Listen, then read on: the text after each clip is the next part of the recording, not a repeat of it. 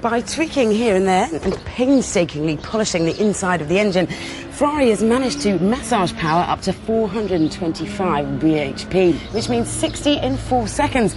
That's a whole half a second quicker than your mate's stock 360. Show me the keys. So it's lighter, it's more aerodynamic, it's faster. But is it any better?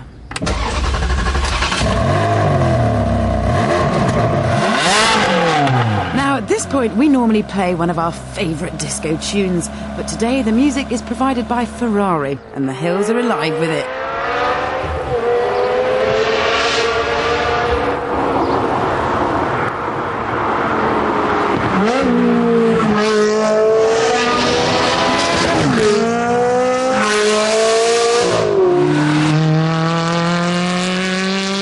I suspected the sports exhaust would become rather wearing, the stiffer suspension would be jarring, and the paddle shift gearbox would be as jerky as all the others. But I was wrong. The ride, as expected, is on the harsh side, but only when you go over the worst surfaces. The rest of the time, the suspension and the balance of the car work really well together. So well, in fact, that they often tempt you into corners at very naughty speeds. Now, I defy anybody not to fall in love with that engine. Oh, it's just delicious, proper race car stuff, and you end up revving it just for fun. The Stradale has no manual gearbox option, only the paddles. Check out the longer lever on the right, which is easier to reach for those quick up changes out of hairpins. Traditionally, it's been a struggle to make the paddle shift work smoothly with a highly tuned engine, but thanks to the latest software, this is the best system I have ever tested. See? No jerks. Oh.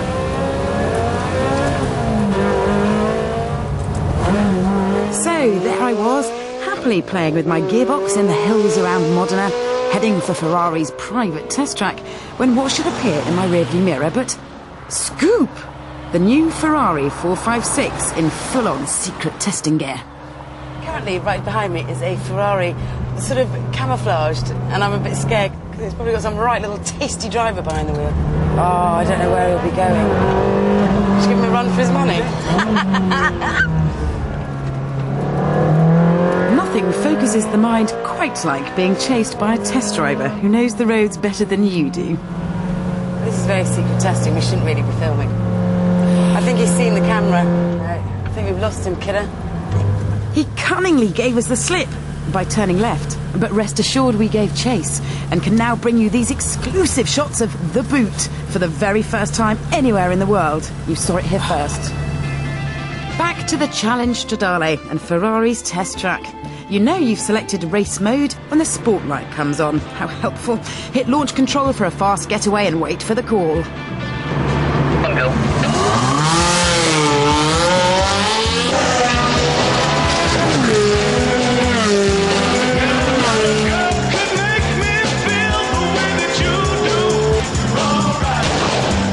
Tiff had warned me the stiffer suspension would make the car twitchy and hard to slide.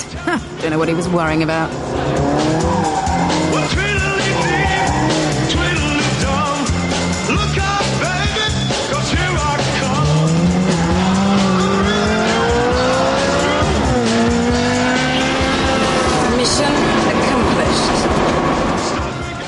To be honest, only dedicated Ferrari race nuts will get value for money from the extra 30 grand over the standard 360. People like Ferrari F1 boss Jean Todt, who asked for the very first one. He also ordered the optional hand-painted stripe that costs a whopping £3,000 on top. Mamma mia.